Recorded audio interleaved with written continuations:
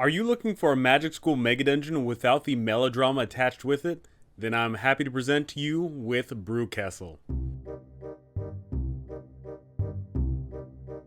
Now, what is Brewkessel? Brewkessel is the school of spellcraft and sorcery, as you can see here. It's totally not an homage to that famous popular magic school setting. But the difference here is that it is not about being a student at the school, no.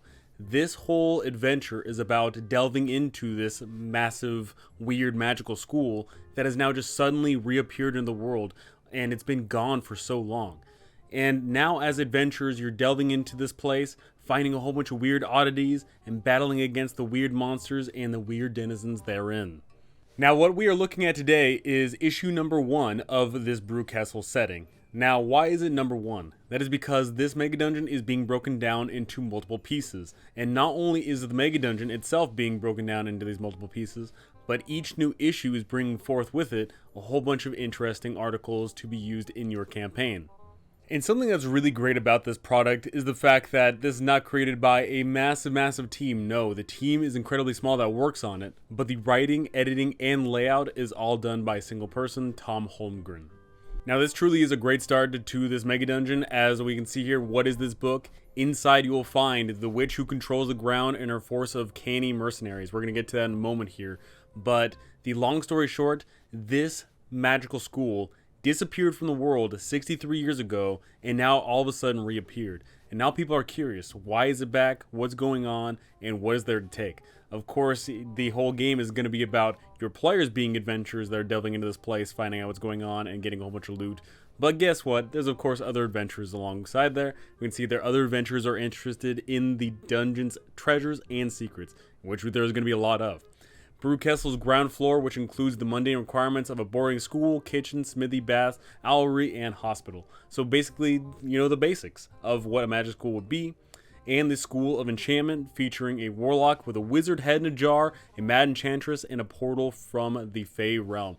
Right there, right in the beginning of this whole thing, which is going to be a massive mega dungeon, we're getting a lot of great notes about what's going on here. We see that there are different schools, and these different schools are going to have a whole bunch of weird people alongside them. There's people who have wizard heads in jars, and we're going to be seeing that in a second here. But it's absolutely fantastic, and that's what I love about this. So why exactly did this place disappear? Well, it disappeared because of magic, of course. And long story short, the people that disappeared and have returned now have basically undergone a lot of traumatic changes. And of course, most of the people that are still lingering around here are probably going to be on the scarier side. Now, when your players arrive to this location, they're going to find that there is a camp of a witch who attended this school ages ago. And there is, in fact, a whole bunch of mercenaries that are tying the place down. They are going to be the arbiters. They're going to be essentially the ones that your players have to converse with to get admittance inside of this mega dungeon. And something I really love about this product as we're looking more and more into it is we get a whole bunch of fine details on just the location itself, but I also love these rollable tables. Why are you here? You could have your players come up with some reason, or you could just simply have them roll for it. Oh, hey, they actually received a letter delivered by an owl as though they were being invited to study here. Your players show up and they're like, oh, great, maybe I could learn something. But of course, they may not be able to learn exactly what they want to learn. Now, with all good Mega Dungeon romps here, we get an overland view of what's going on. We get a great lake that's filled with giant fish and merfolk. We get the school itself, Brewkessel. We get the camp surrounding it, the campground. We get a little greenhouse and the scything sycamore, totally not the Whomping Willow. The forbidden forest that has a whole bunch of nasties in it.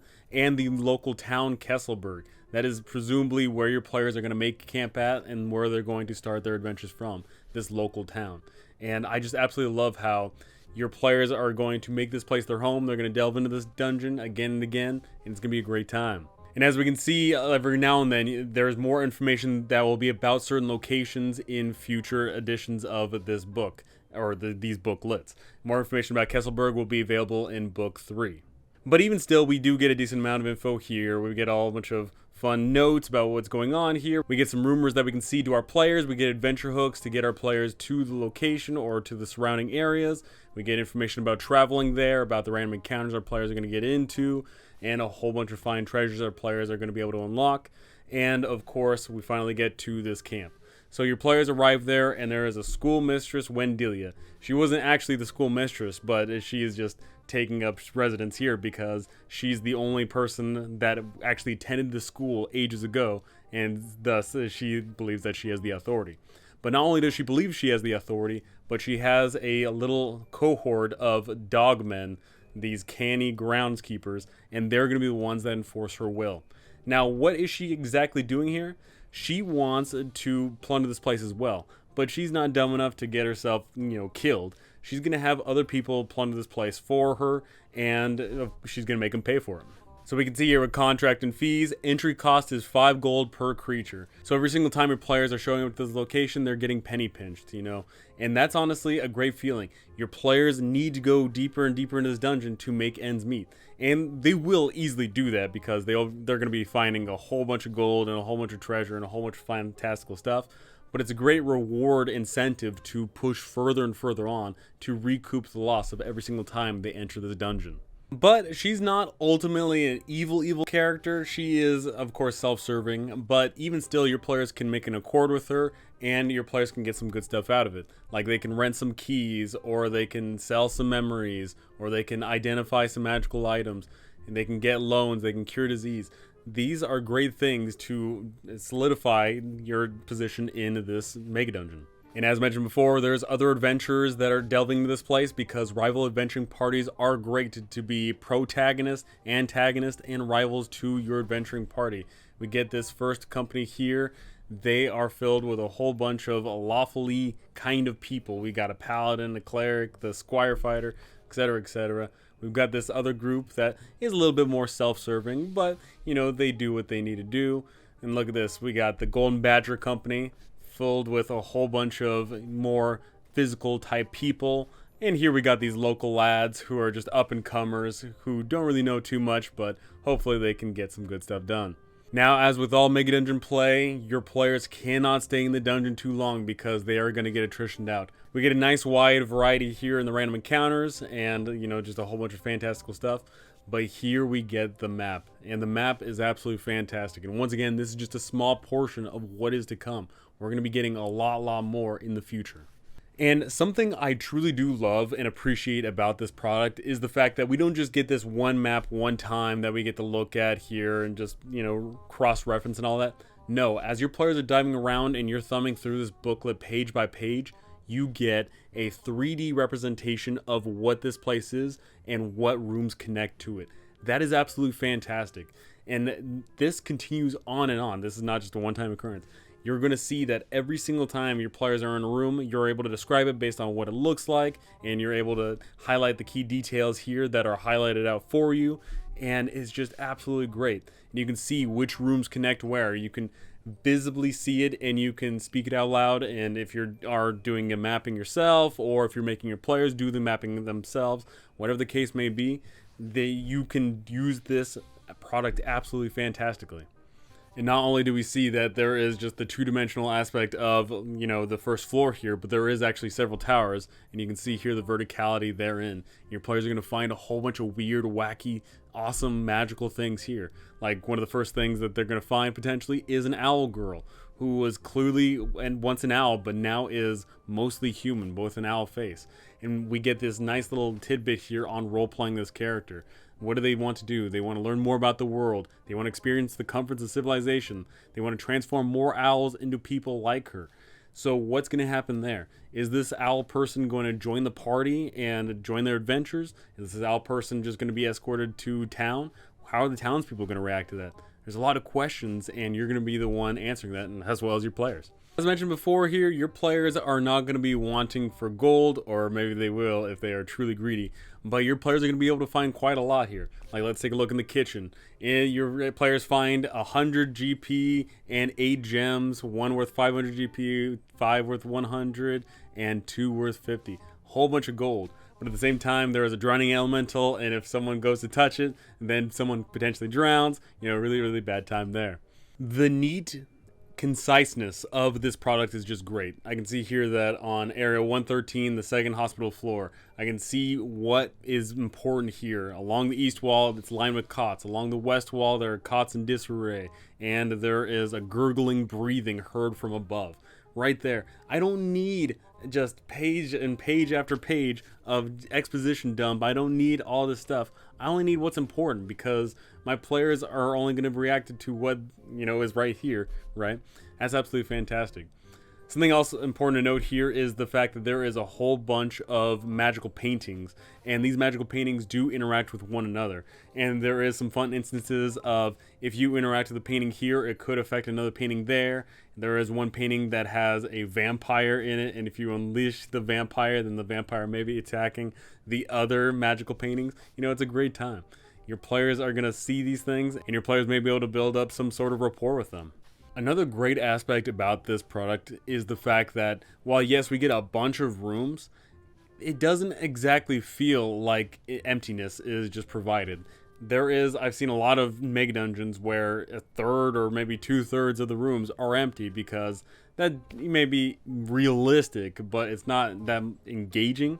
This product is actually densely packed. We can see here that, oh, hey, look, you're in a Vixie layer full of vampire pixies that may be attacking the party, but they don't do so maliciously. And then in the next room, we see that there's a Tesseract, There is so little wasted space here, and that's great. I love the idea of my players showing up to a single room and not knowing what they're going to get into because, quite frankly, there's a lot, and that's great.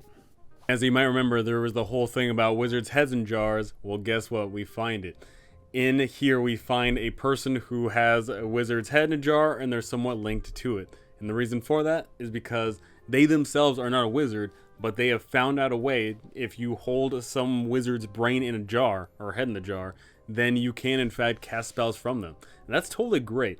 One, that's just, aesthetically, creepy and awesome. But two, it makes me think of, oh, hey, maybe my players are going to want to do the same thing. Maybe they're going to want to get some evil wizard's brains or heads in jars and cast from them, That's totally wicked.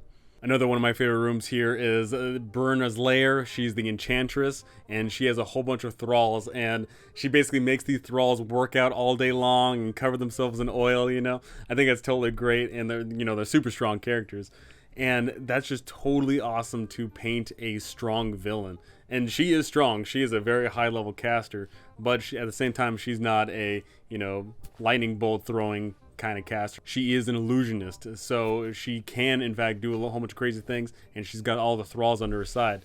So that makes me curious about how players are going to approach this. Are players going to figure out, okay, she's incredibly powerful. Are we going to try and beat her? Are we going to try and just coerce with her? What are we going to do? Now here at the end of the book, we get the information on brewing Brewkessel. How does it fit into your campaigns? Is this itself just the full campaign of your players continuously going back? Or does it slot somewhere else in your campaigns? Are you going to be running these individual booklets as individual adventures? Or are you going to have them be one massive epic campaign? Who are the villains? Who are the bad guys? Who are the good guys here? How are you approaching all that? How does the interaction work here? Are you going to just simply throw them into the dungeon and have a typical air quo style of play? Are you going to make this more Megadungeon style play where they have to keep hacking at it again and again and again? How are you approaching that? And if you are curious about the release schedule and possibly picking this up, then you should look at where they are updating everything here. This is by Kettlesburg Games, and we can see here that number 2 is all about evocation, so I'm sure there's going to be a whole bunch of chaotic mess with that. And we learned that in this booklet, we're going to get a whole bunch of fun stuff. Not only are we getting 50 new rooms, but we're also getting some information about wild magic, about undergoing challenges to gain the blessing of the Phoenix Rebirth. That sounds totally cool. Cause a schism in a U-Guide cult, repair a windmill, and we're going to get more information about rival adventuring parties, a plethora of strange potions, instructions for adapting BK2 into standalone dungeon crawl, rules for wild magic spells and wild surges, and how to assign your characters to one of the 4 houses. And we get a nice little picture here on the Cubavicious Cuttlebug. So I know this product is going to be a slow burn because it is going to take a little bit of time. It is only made by one person. But I know by the end of it, by the full end cycle here, we're going to see a beautiful collection of booklets and maybe even a full-on book that encompasses Brewkessel, that shows off a fantastic Megadungeon to dive into. And not only is the setting great and the location fantastic, but the presentation therein is so well done. The fact that it is so concise, so well written, and well illustrated, every single page feels like it has something important and worthwhile there. That is great. Oftentimes I see a lot of products, unfortunately, put the cart before the horse. But here I see every single moment of this booklet is going to be worthwhile, impactful, and memorable for both me and my players. So at the back of the booklet here, we get some idea about the topography of this location, and I can't wait to see more of it. I know that the places above are going to be expanded, and then we're going to be delving further down below. And also importantly is that they also have stated that they're going to be fleshing out the area around this castle as well, so there's gonna be more stuff to do in between delving into the Megadungeon, which I think is always great.